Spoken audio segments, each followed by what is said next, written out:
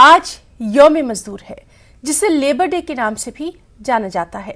یہ دن منانے کا مقصد مزدوروں محنت کشوں کے مسائل کو اجاگر کرنے کے ساتھ ساتھ ان کے مسائل کے حل کے لیے آواز اٹھانا ہے۔ اس دن کی شروعات 1986 امریکہ کے شکاگو سے ہوئی۔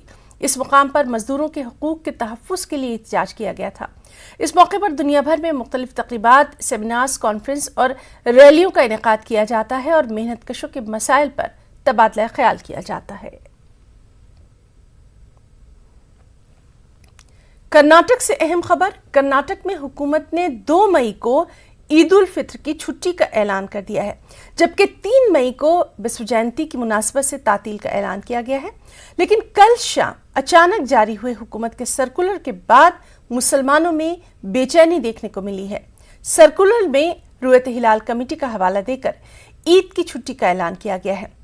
مرکزی رویت ہلال کمیٹی کی فوری مداخلت کے بعد حکومت نے سرکولر سے رویت ہلال کمیٹی کا نام ہٹا دیا ہے، تاہم 2 مئی کو عید الفطر کی سرکاری تعطیل برقرار رہے گی۔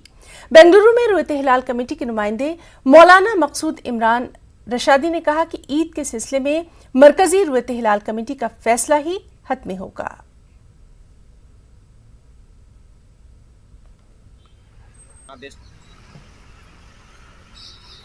ہاں، جیسا کہ آپ نے ابھی کہا کہ ایک سرکولر جاری ہوا ہے جس کی وجہ سے انتشار ہوا، اور اس میں یہ بھی لکھا ہوا ہے کہ یہ مون کمیٹی کی طرف سے بھی مشورے کے بعد لکھا گیا ہے، یہ اعلان ہوا ہے۔ تو ہم نے یہاں کے chief secretary to minority commission Ali جناب منی ونن صاحب سے بات چیت کر کے ان سے کہا کہ کب آپ کس سے بات چیت کیے، اس کی وضاحت کیجئے۔ تو انہوں نے کہا کہ نہیں، یہاں تھوڑی سی چوک ہوئی ہے، کوئی بات چیت نہیں ہوئی ہے۔ تو اس لیے ہماری گزارش پر انہوں نے پھر ایک نیا آدیش جاری کیا ہے۔ وہ آدیش بھی اس وقت میرے پاس آ چکا ہے، اس کی وضاحت ہو چکی ہے۔ ہاں، البتہ چونکہ حکومت چاہے تو پیر کے دن بھی چھٹی کا اعلان کرے، اور منگل کے دن بھی چھٹی کا اعلان کر چکی ہے آلریڈی۔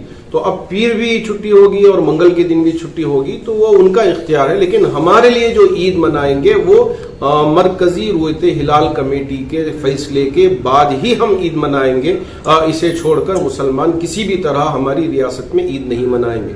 اس لیے میں تمام مسلمانوں سے گزارش کرنا چاہوں گا کہ آپ امن و امان سے رہیں اور کسی کا طرح کا انتشار کا آپ شکار نہ ہو، اور اس پیغام کو تمام تک پہنچانے کی